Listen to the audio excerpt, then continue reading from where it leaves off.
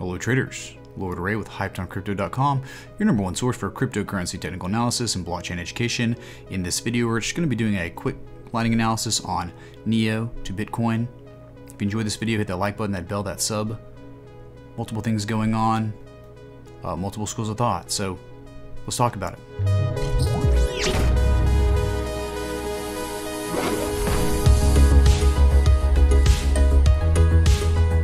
Okay, looking NEO to Bitcoin, 4-hour chart, Binance Exchange.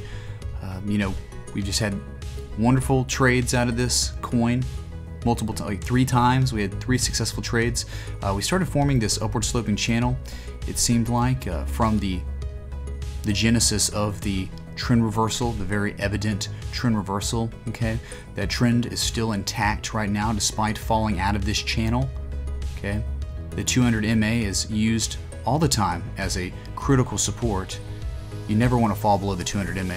Okay, that's just not a good thing. If we do in fact fall below it right now, it seemed like to me what we had going on was a falling wedge, a small falling wedge, pretty wide though. Okay, despite anything, and it seems like we're getting some sort of ascending double bottom off the 200 MA.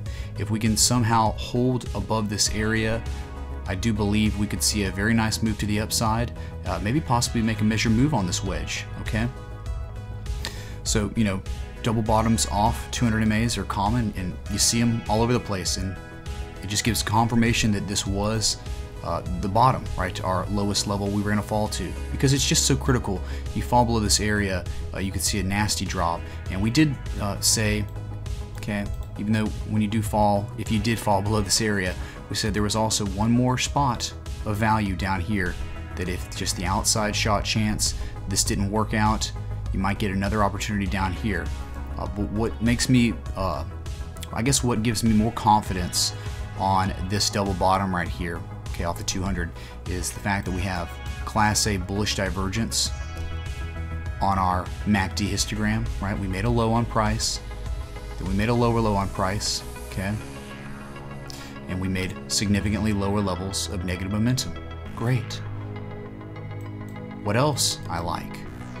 We made a low on price, we made a lower low. You can see right here when we made this low, that we ended up making a lower low on price, we made a higher level of relative strength.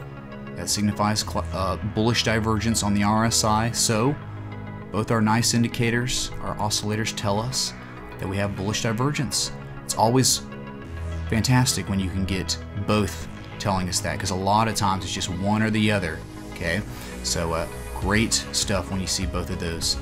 And bullish divergence tells us impending price action reversals.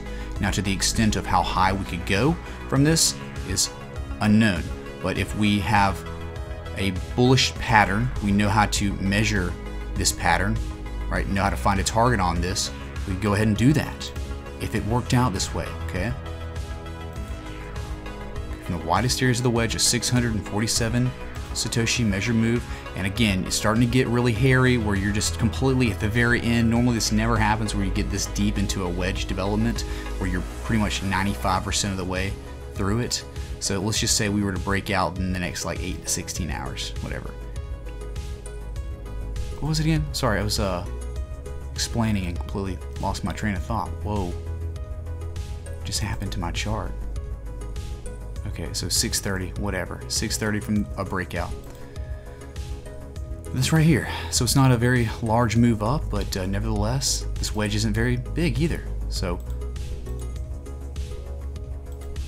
but this is for education, okay, as well as just looking at our everyday charts. Okay, so if we could break out of this, if we could get our bullish reversal pattern coinciding with our bullish divergence on our MACD and our bullish divergence on our RSI, that's 3 different variables we're putting together to make, and not only that, we're making an ascending double bottom off a critical level of support.